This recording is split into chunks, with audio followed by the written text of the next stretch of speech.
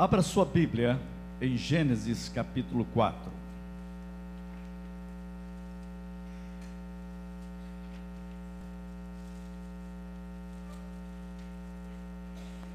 Eu quero ler a tradução na linguagem de hoje do texto de Gênesis capítulo 4, no versículo 1 até o verso 16. Não sei se vocês têm aí na linguagem de hoje ou só tem a NVI, né? Mas tá bom, a diferença não é muito.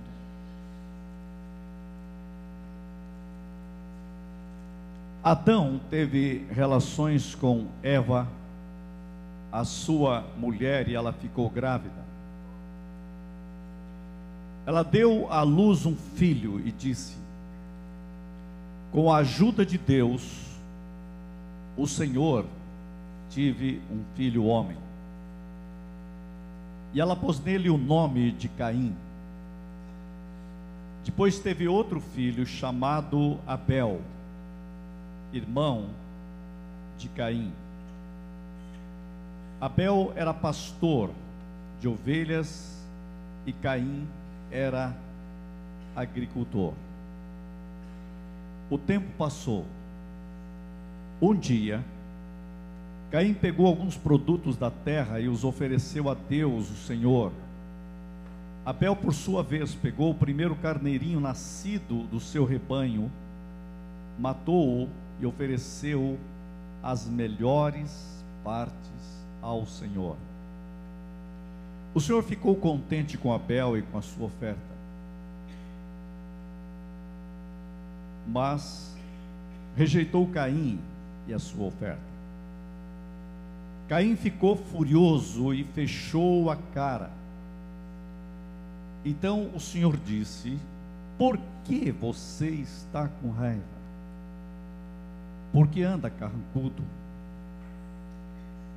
Se tivesse feito o que é certo, você estaria sorrindo.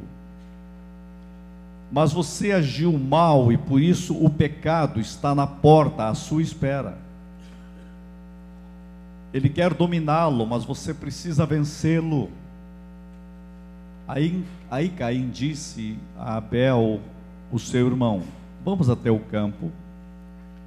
Quando os dois estavam no campo, Caim atacou Abel, o seu irmão, e o matou. Mais tarde o Senhor perguntou a Caim: onde está Abel, o seu irmão? Não sei, respondeu Caim. Por acaso sou o guarda do meu irmão? Então Deus disse: por que você fez isso?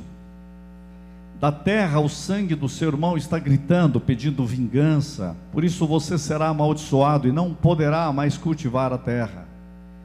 Pois quando você matou o seu irmão, a terra abriu a boca para beber o sangue dele. Quando você preparar a terra para plantar, ela não produzirá nada. Você vai andar pelo mundo sempre fugindo.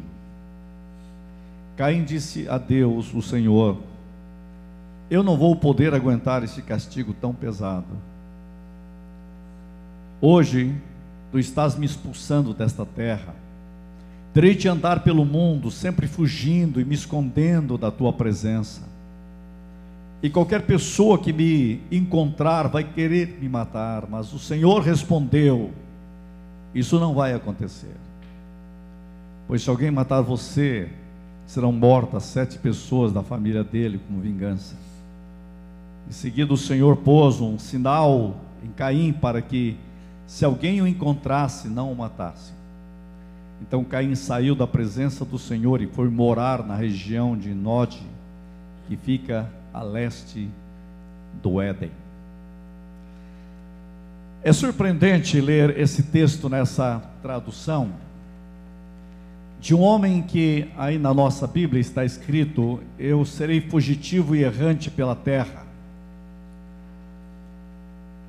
A história é simples, mas eu quero falar com vocês nesse tema da vida abundante, de que nós precisamos ser curados internamente. Deus quer nos curar de nós mesmos.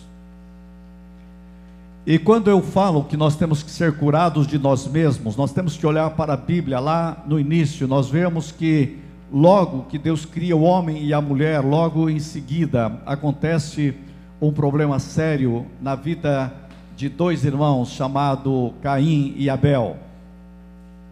Nós vemos neste texto, o tema será o erro de Caim, mas você vai ver também aqui o acerto de Abel, e você vai ver o nível de conflito que vai destruir. Quando você olha esse texto, você vê o nível de contexto, de realidade, de conflitos que está destruindo o coração de um homem chamado Caim. Mas o que é mais triste observar que a história de Caim é a história de uma humanidade que tem dito não a Deus, que não tem sabido centralizar a sua vida em Deus e depender de Deus cada momento. A história de Caim é uma história de conflitos emocionais muito profundos, de um conflito existencial muito profundo, de uma crise histórica muito profunda. Parece que eu vejo na história de Caim o grito da humanidade de todos os tempos. A história de Caim é a história de uma adoração errada, de uma escolha errada, de relacionamentos errados. Mas basicamente você vê aqui o homem que tem um conflito com Deus. Basicamente você tem aqui um homem que tem um conflito com o seu próximo. E basicamente você tem aqui um homem que tem um conflito com ele mesmo e com a sua própria história de vida. E todos os acontecimentos não batem. Ele é um homem que tem problemas com ele, problemas com o próximo e problema com a história, com os acontecimentos. As coisas deixam ele conflituosas. Lembra de Gênesis, para começar. Lembra que Deus criou um jardim maravilhoso, que Deus tem a criação, e Deus cria um jardim, o jardim de Deus. Mas o ser humano perde, por causa do pecado, este jardim de Deus, e este é colocado no mundo afora, e o homem vive fora deste plano e deste projeto. E o ser humano, durante toda a sua vida e toda a sua existência, está fazendo o quê? Está procurando de novo este jardim. E aqui, Gênesis é um livro plenamente de conflitos de todas as ordens. Mas o capítulo 4 vai basicamente mostrar os conflitos que consumiram o coração de um homem, Caim. Mas são conflitos que continuam a esmagar todos os filhos de Adão. Nós, inclusive. Vida abundante é deixar Deus trabalhar em nós. Quando Cristo disse: eu vim para que vocês tenham vida e vida abundante. Uma vez eu ouvi um tema muito belo dizendo: Cristo, Ele quer dar vida depois da vírgula. Não é apenas vida abundante, não é apenas vida. Eu vim para que vocês tenham vida, vírgula, vida abundante. E nós precisamos ser tocados por esta vida. Este é o tema do ano. E olhar para a Bíblia é deixar que a Bíblia nos fale. Olhar para a Bíblia e para este texto, a gente fica impressionado com este texto, porque este texto dá uma ênfase tanto em Caim que você fica assustado. Você viu que a Bíblia fala 7 vezes, você tem a palavra Caim. A Bíblia tem muito mais, fala mais do que de Caim do que de Abel. Já notou isso em toda a Bíblia? Poucas vezes a Bíblia fala de Abel, e todas as vezes que fala de Abel, a Bíblia fala ligando Abel a Caim. Abel, irmão de Caim. Abel, irmão de Caim. Abel, que Caim matou. Caim tem uma ênfase. Então é muito importante que a gente olhe para este homem e você veja o que está aqui na Bíblia. Vamos voltar à Bíblia, capítulo 1, versículo 1. Coabitou o homem com Eva, a sua mulher, e esta concebeu e deu à luz a Caim. Então disse: adquiri um homem com auxílio, um varão com o auxílio do Senhor. Veja, pare aí. Eva está dando uma ênfase. Gente, é a primeira realidade que acontece. Adão foi criado direto por Deus. Eva foi criada direto por Deus. Mas agora nasce o primeiro homem. Essa é a ideia que eu quero colocar para vocês. Este homem tem algo muito especial. Eva vai celebrar isto. E o texto mostra quase profundamente esta afirmação. Ela disse: adquiri um varão com auxílio do Senhor. Na tradução que eu li, ele é bem forte também, porque ele vai dizer desta forma: com a ajuda, eu tive um filho homem, com a ajuda de Deus o Senhor, eu tive um filho homem. E ela pôs nele o nome de Caim. Isto é uma celebração. Ela está dizendo: pela primeira vez nós conseguimos criar algo totalmente diferente no planeta. Nasceu um ser humano. Você consegue imaginar este primogênito?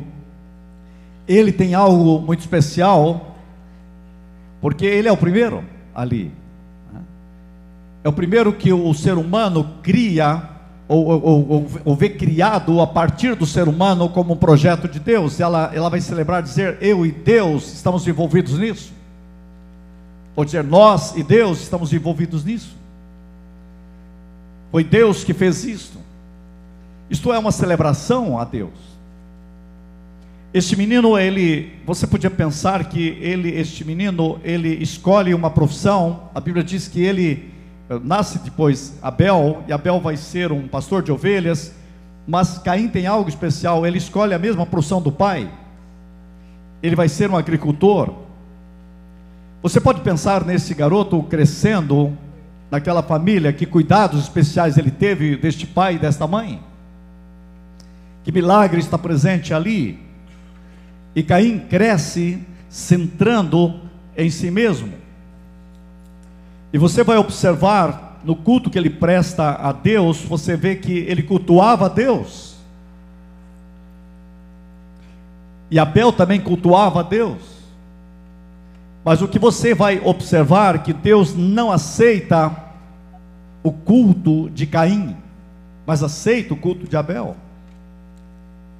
Você vai observar no texto e você vai ficar intrigado com isso e dizer: mas por que Deus fez isto? E quando você vai para o texto, aqui diz o texto: aconteceu que no fim de uns tempos trouxe Caim do fruto da terra uma oferta ao Senhor. E Abel, por sua vez, trouxe das primícias, trouxe o primeiro e trouxe o melhor para Deus. Que diferença você nota nisso? Me parece aqui que você tem Caim oferecendo a Deus um fruto do seu trabalho. Este homem, ele é centrado nele mesmo. Ele tenta fazer as coisas a partir de si mesmo. Essa educação que ele tem é centrado demais nele mesmo. Parece que tudo é para ele. E parece que este homem consegue construir algo que o fecha em que Deus também é para ele. A diferença, você vai observar que Abel oferece algo para Deus. Mas o que ele oferece para Deus é a primícia do que Deus lhe deu. Você tem aqui já um símbolo da graça. Você já tem aqui ele dando vida. Ele oferece vida. Ele oferece já o princípio da cruz aqui. Ele oferece um cordeiro. Ele está fazendo algo para dizer que eu vou oferecer a Deus aquilo que Deus tem já me dado.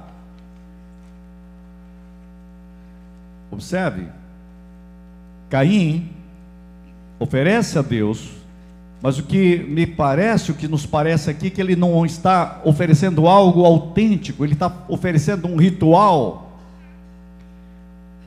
O que você vai observar, que Caim oferece uma religiosidade ritual, e você vai observar isso logo em seguida, porque ele vai ficar irritado. Ele oferece um culto, e este culto leva a mágoa, leva a conflitos interiores, e o primeiro conflito que ele começa a ter é um conflito com Deus. Seu culto gera um conflito com Deus, gera em que ele quer que Deus satisfaça as coisas do seu modo, como se eu estou exigindo de Deus que Deus faça, baseado no que eu fiz. É uma religião que tenta manipular Deus, é um culto manipulador de Deus, e se Deus não fizer do jeito que eu quero, eu me irrito com Ele. E essa irritabilidade dele de viver fora de Deus gera uma irritabilidade com o seu irmão, gera uma irritabilidade com o próximo. Quando ele perde essa dimensão com Deus, ele perde também a dimensão com o próximo. Quando você olha para Abel, diz que ele escolhe, olha o que a Bíblia diz, ele ofereceu o primeiro, e ele ofereceu o melhor. Lá em Hebreus vai dizer que ele ofereceu o mais excelente. Ele coloca tudo para Deus. O que você observa nele, em toda essa história em Caim, que ele está lutando por uma independência. E aí ele começa a viver uma vida de arrogância. E esse sentimento vai gerar nele algo chamado amargura.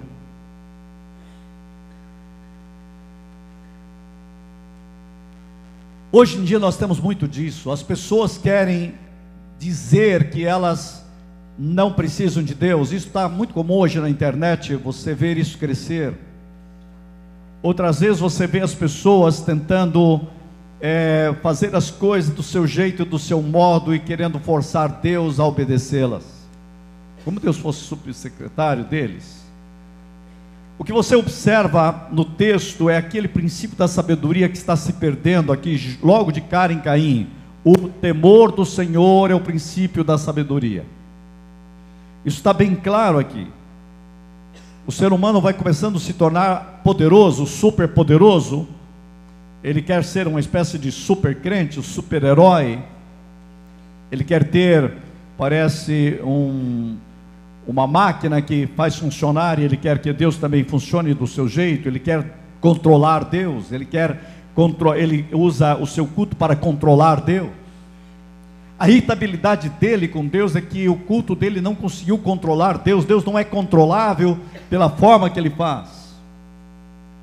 Caim é a história de um homem que em qualquer adversidade ele acha que tem o poder de governar as adversidades. Ao invés de depender de Deus, ele faz o culto do controle, o culto que controla.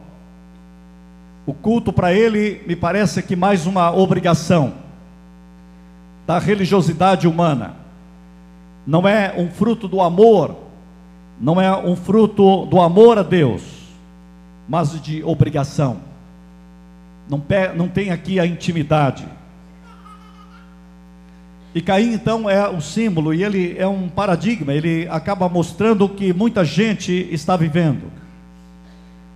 Gente que faz da religião, da fé, da oração uma obrigação, não ato de amor, não ato de entrega, não ato de renúncia.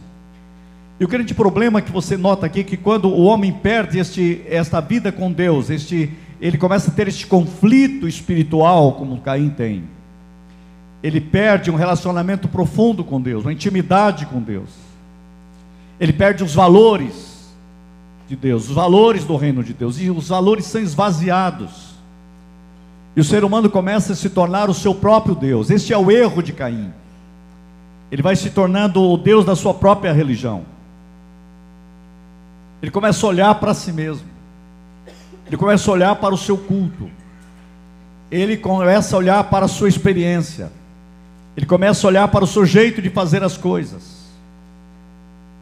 Isso vai se revelar em conflito com os outros. Então, o que eu quero dizer com isso é o seguinte: todo conflito existencial humano começa, e aqui está a base de tudo, quando o ser humano perde essa relação de intimidade com Deus em amor, perde essa vida abundante do íntimo com Deus em amor. A história de Caim é a história de todo homem e toda mulher que tem feito de si mesmo o centro da sua fé, e não Cristo o centro da sua fé. O acerto de Abel é que ele oferece para Deus o mais excelente. Ele oferece para Deus o primeiro e oferece para Deus o melhor. A diferença aqui é que ele centra em Deus e não na sua oferta. Uma coisa é confiar na sua oferta, outra coisa é confiar no Deus que recebe a sua oferta.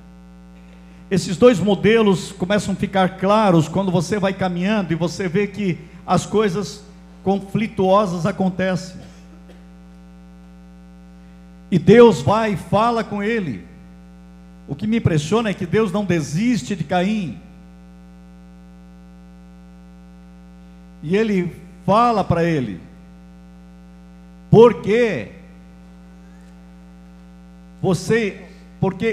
diz o texto, olha só no versículo 5: irou-se, pois, sobremaneira.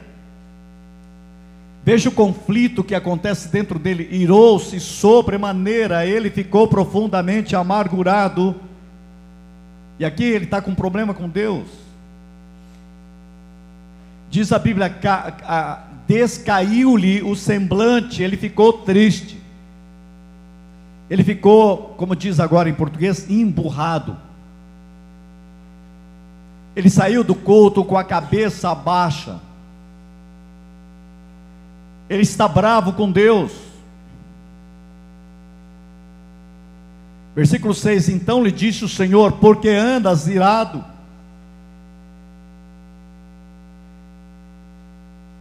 Veja, dentro dele há uma crise existencial, emocional profunda. Ele é o primeiro homem carregado de amargura. Ele vira um território de memórias de amargura. Por que você parou de sorrir? O que aconteceu que você está triste? Imagina, Deus mesmo procura. Até aqui não tem nenhum assassinato. Deus está inquietando este homem. Deus está dando a ele a oportunidade de escolha. A sua fé, a sua religião, o seu culto gerou o que você está vivendo em você. É um produto de si para si. Por isso você está triste. Este homem, no conflito com Deus, ele entra no conflito com ele mesmo. No conflito com Deus, ele entra numa autodepreciação, numa vitimação de si mesmo. Este homem começa a viver todas as sabotagens possíveis dentro dele. Descaiu-lhe o semblante. Olha o que Deus diz: se procederes bem, não é certo que será aceito. Você fez a coisa errada, do jeito errado, da forma errada, com o coração errado, com a mente errada, com o objetivo errado.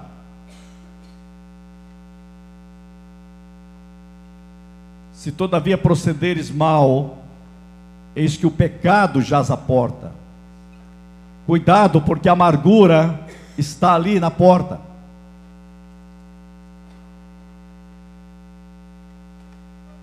E o seu desejo será contra ti. Você vai viver uma contradição dentro de você, e você vai ser o seu pior inimigo de você mesmo. Gente, essa é a história do ser humano. Quando o ser humano perde a centralidade em Deus, ele vê tudo que ele busca acaba virando contra ele mesmo. Como dizemos sempre no adágio popular, o tiro saiu pela culatra. Mas Deus diz: a ti cumpre dominá-lo. Deus está dizendo a este homem: você tem o poder da escolha.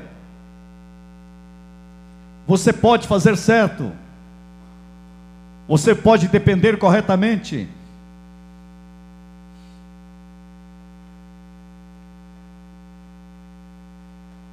E aí, este conflito todo com Deus, que gera este conflito existencial humano, é para nós uma mensagem. Deus está nos chamando para o reino, Deus está nos chamando para Cristo, Deus está nos chamando para uma fé que seja de entrega, centrada nele. Abel é este símbolo para nós, ou este paradigma para nós, que ele oferece o cordeiro. Já está apontando para o Cordeiro de Deus, que é a base do verdadeiro culto. Já está apontando para Cristo, que deu a sua vida, e nós não podemos chegar a Deus a não ser por meio de Jesus Cristo. O mais excelente é quando nós oferecemos nosso inteiro louvor a Cristo, a Deus por meio de Cristo, a Cristo e ao Pai por meio do Espírito Santo, onde nós queremos dizer: Senhor, nós queremos depender de Ti, nós queremos oferecer a Ti o que recebemos de Ti. Você lembra quando Davi vai trazer uma oferta, ele diz: da tua mão te damos, recebemos de Ti, devolvemos para Ti, o Senhor é que faz. Oferecer a Deus o que Deus dá. Você vê isso pela Bíblia toda. Você vê quando Ana pede a Deus um filho, ela diz: eu te darei todos os dias da minha vida. Antes de receber, ela já entregou. O verdadeiro culto e a verdadeira cura humana é quando nós sabemos que nós não temos outra alternativa a não ser viver inteiramente para Deus. Nós fomos criados para depender de Deus. E a verdadeira cura de nós está quando nós temos essa intimidade com Deus. Quando o ser humano ele começa a adorar a si mesmo, adorar a sua própria espiritualidade, ou adorar a própria imagem que ele pensa de si mesmo, ele comete este problema sério de Caim. E esse conflito, gente, esse conflito se revela, sabe onde? Na relação com os irmãos, com o próximo. Do capítulo 4, aliás, no versículo 4 até 7, você vê uma diferença muito grande aqui. Quando você vê, quando Deus está falando, Abel, por sua vez, trouxe das primícias do seu rebanho e da gordura deste. Agradou-se o Senhor de Abel e de sua oferta. Uma tradução mais atual diz: ele trouxe o primeiro e trouxe a melhor parte. Esta é a ideia bíblica. Essa é a diferença. Abel não era o herdeiro de nada. Ele é o caçula. Naquela época já começa aquela ideia de quem é o herdeiro principal. Deus quer curar o interior de Caim, porque ele havia perdido o sorriso e a amargura veio. E aqui entra a raiva mortal. E a raiva dele é tão grande que ele não deseja apenas, a raiva tão forte que o que ele quer, ele não está tão bravo porque o seu sacrifício, o seu culto não foi aceito. Ele está mais bravo porque o de Abel foi. Muita gente vive isso. Ele está mais preocupado com o sucesso do outro do que dele fazer certo. E ele está querendo fazer algo, sabe o que é? Ele não quer, em vez de ele tomar a decisão, porque Deus falou para ele: mas a ti compre dominá-lo. Você pode fazer certo, você pode começar a fazer direito, mas a amargura dele leva ao quê? Leva a dar um jeito para que Abel não faça de novo. Olha a amargura, o que ela opera.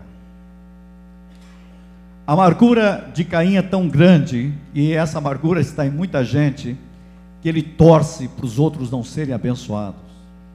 Eu já vi muita gente que fica mais chateado quando o outro é abençoado do que quando ele mesmo é abençoado. Ele está mais para do outro ser do que dele ser. Em vez de ele se alegrar com ele fica chateado porque Deus também deu para o outro.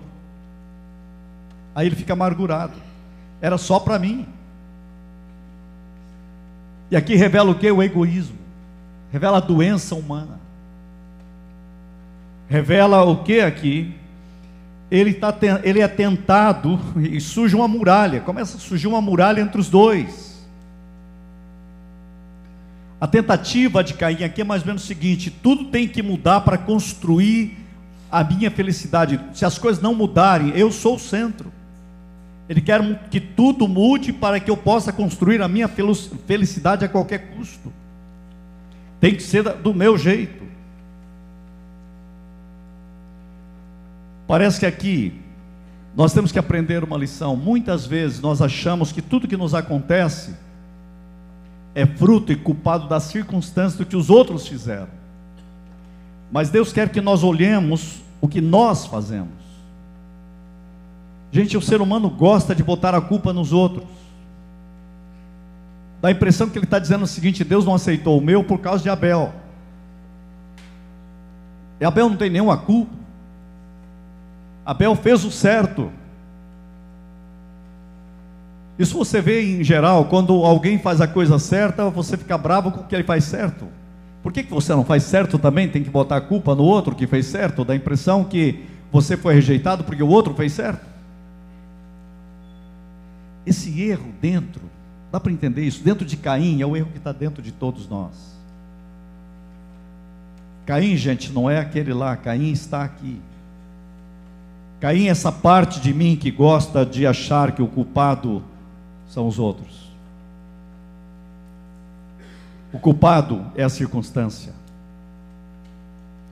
Ele quer botar a culpa porque ele esquece que a maioria das coisas que lhe acontece é fruto das suas escolhas. E o ser humano quer culpar Deus, quer culpar o próximo e quer culpar as circunstâncias.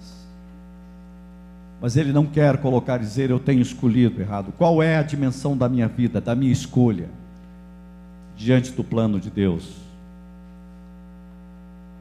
O ser humano, ele não quer assumir os seus erros. Eu estava ouvindo uma palestra esses dias, achei interessante o pastor falar que você sabia que o crime menos denunciado no Brasil é o conto do vigário? Quase ninguém vai na polícia para dizer que caiu no conto do vigário. Aquele lá que o cara chega e diz que ganhou tem um bilhete premiado, e se você der tanto, e o sujeito vai levando, o sujeito vai lá e cai. Eu conheço pessoas que perderam muito, caíram no conto do vigário. Aí ele tem vergonha de ir na polícia. Por quê? Porque no fundo, para ele contar que ele caiu no conto do vigário, ele tem que contar que ele está com vergonha. Mas no fundo não é isso, pior ainda, porque ele também estava querendo passar o outro para trás. Quer dizer, ele também é vigarista. Então, para dizer para a polícia, ele tem que dizer: ele é tão vigarista quanto o outro. Por sinal, o cara jogou para ganhar pouco, e o cara está jogando para ganhar mais. Quer dizer, dá a impressão até que é mais vigarista ainda.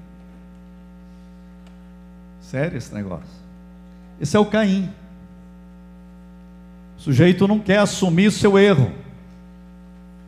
Ele não quer dizer: eu errei. O fato é o seguinte: nós culpamos os outros, culpamos as circunstâncias, e Caim ficou realmente com raiva do irmão e com inveja. Não pensou em como fazer certo da próxima vez, mas em como atrapalhar para Abel não fazer certo de novo. Esse foi o esquema. Se você tem problemas com Deus, como você vai estar bem com o irmão? A Bíblia coloca muito bem isso. E o fato que, diz o texto, que ele o matou. O princípio que está aqui implícito é o seguinte: vou eliminar a concorrência.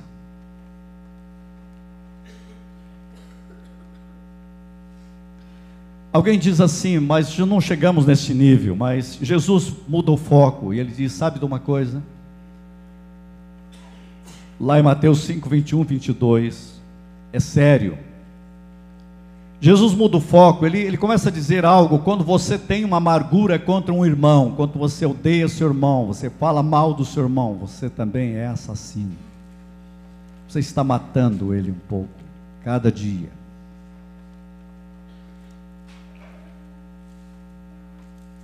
Você já viu o Mateus? Não? Tem gente que gosta de pular esse texto. Capítulo 5 de Mateus, é tão pesado esse texto, a gente tem que ler na igreja, porque a gente não gosta de ler muito esse texto. Mas quando a gente gosta de pregar a Bíblia, fica incrível. Olha só, versículo 21. Ouvistes que foi dito aos antigos, não matarás. Quem matar estará sujeito a julgamento. Eu, porém, vos digo, que todo aquele que sem motivo se irar contra o seu irmão estará sujeito a julgamento, e quem proferir um insulto a seu irmão estará sujeito a julgamento do tribunal, e quem lhe chamar tolo está sujeito ao inferno de fogo. Você pensou? A outra vez que você chamar alguém de idiota, cuidado, está dizendo que você está mal. Pior que tem gente chamando outro do idiota pela internet. Um pastor chamando outro. Jesus só diz o seguinte: sujeito a fogo do inferno. Só isso. Só está precisando ler a Bíblia e praticá-la e obedecê-la. É um perigo tremendo.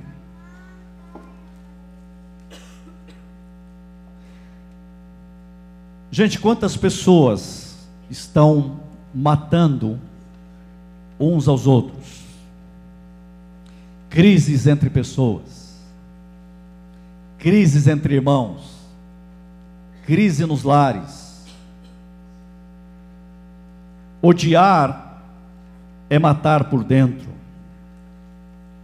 Falta de perdoar é matar um pouco mais.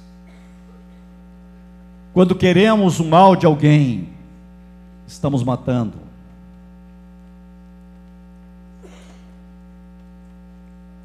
Sabe que Deus fala com Caim: cuidado, que o pecado está na porta. Se você sair, está te esperando.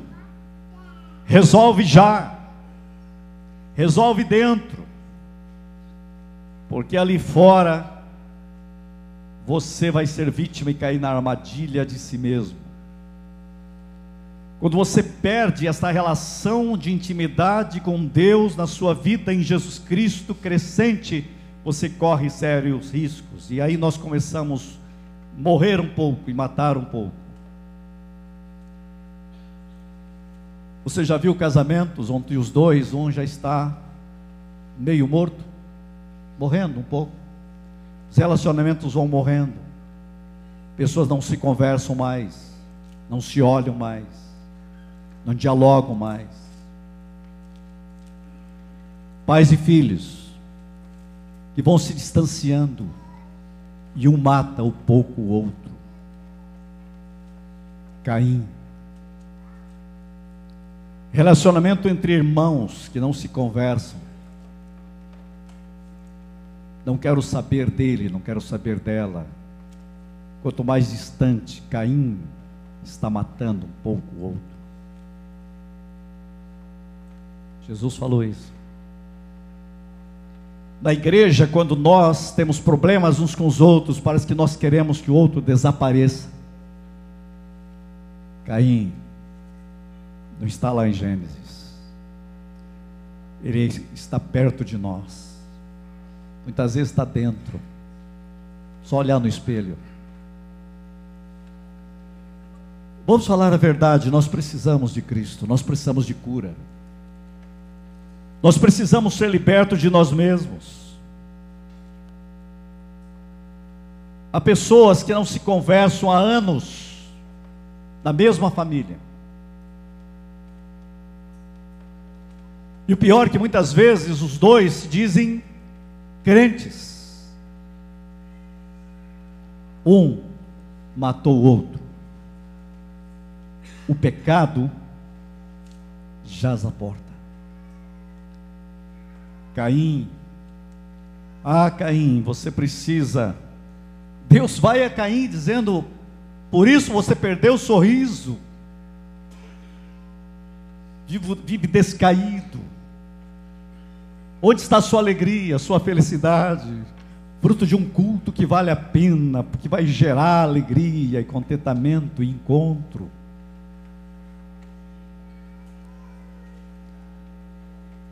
Parece que as pessoas vão vivendo esse orgulho, e quando o nosso orgulho cresce diante de Deus, minha incapacidade de ver que eu sou apenas criatura de Deus e eu preciso de Deus, isso afeta a minha relação com Ele e com o meu próximo. E parece que quando nós não amamos as pessoas devidamente, porque nós não estamos bem com Deus, nós queremos cortar as asas uns dos outros, para que não voe tão alto. Paulo chama isso de sabedoria humana. A Bíblia chama de carnal e diabólica. Irmãos, nós temos que olhar para Caim e ver o erro de Caim, mas nós temos que olhar como Abel, olhar para o Cordeiro de Deus, olhar para Cristo. Nós precisamos de Deus. E por isso que eu digo que Caim podia terminar com isso. Ele teve um conflito com Deus, com o próximo, mas ele teve um conflito na vida. Ele disse: eu não vou aguentar viver mais essa vida. Porque o que começou a acontecer com ele, a palavra diz que as coisas não dariam certo para ele. Ele é um agricultor, agora a própria terra vai dizer não para ele. A vida vai dizer um grande não para ele. Porque ele perde, quando você perde a comunhão com Deus, a comunhão com o irmão, a comunhão com o próximo, a vida começa a dizer não, a vida começa a dizer não. É o conflito da vida, está aqui na Bíblia isso. Quando nós perdemos essa dimensão de intimidade com Deus e amor aos irmãos, a Bíblia está nos dizendo que isso afeta a nossa história, afeta o nosso progresso, afeta o nosso prosperar, afeta porque nós queremos ser o centro. E diz o texto que Caim se tornou errante no mundo, e pessoas estão vivendo uma vida de errante, em vez de viver uma vida de peregrino no reino de Deus, se tornam errante no planeta Terra, e volta e meia está perdido. O andarilho no mundo se tornou Caim, um andarilho na história, um andarilho na vida. Eu encontro pessoas que passam décadas e décadas, e você olha o sujeito, a história dele, ele está ainda procurando o que fazer. Enquanto pessoas que já passaram dos 50 dizem: eu ainda estou estudando para saber o que Deus tem e quer para a minha vida. Está procurando, como um andarilho na história. Eu não estive domingo, mas o reverendo Neto pregou sobre voltar. É preciso voltar. Voltar a Belém. Voltar a Cristo. Voltar a Deus. Voltar aos princípios básicos. Voltar à fonte da vida abundante. Porque senão você vai ser um errante sem alvo e sem rumo, como diz a Bíblia lá no livro, na carta, na epístola de Judas, estrelas errantes. Veja, perdido, um andarilho existencial no mundo. Queridos, há tanto para ser curado em todos nós. Traga isso para a sua vida neste momento, e Deus está esperando de nós o mais excelente. O mais excelente de um culto, de um relacionamento com Deus que aconteceu do acerto de Abel, é que ele oferece o primeiro e o melhor. E ele oferece o quê? Vida. E você tem ali o princípio do cordeiro, que é morto, e é isto que ele oferece. Nós temos que chegar diante de Deus para oferecer a nossa vida entregue a Cristo, Cordeiro de Deus. Toda a nossa vida baseada, ao chegar em Deus, baseado no Cordeiro de Deus, na vida de Cristo. Sabe, reconhecer nossos erros. Eu escolho caminhar com Deus baseado no que Deus tem feito em Cristo por nós. Eu não quero um culto baseado no que eu posso dar, mas naquilo que Deus tem me dado e eu posso devolvê-lo a Ele em adoração. A vida de Cristo. É hora de sermos curados de nós mesmos. O jardim foi restabelecido, e Deus quer você de volta no seu jardim glorioso, onde você tem acesso à árvore da vida, que é Cristo, onde você tem acesso à vida de Deus, onde você pode ter um novo relacionamento com os irmãos, e pode olhar para a vida como Davi podia escolher: será como árvore plantada junto à corrente de águas, e tudo que ele fizer dará certo. Há um projeto de Deus para nós, há um projeto glorioso em Deus para nós, isto é graça. Escolha Deus. Vida abundante é escolher viver inteiramente para Deus. Dê a Deus hoje, aqui já, o primeiro e o melhor. Estamos prontos? Feche os seus olhos. Para a glória do Pai, do Filho e do Espírito, nós oramos.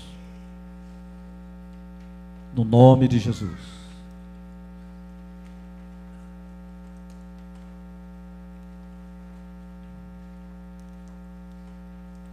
Quantos gostariam de dizer: Senhor, cura de mim mesmo? Cura-me de mim mesmo. Eu quero esta vida abundante na adoração. Não vou convidar ninguém que venha à frente. Fique em pé. Convida o reverendo Neto que vem aqui para orar conosco.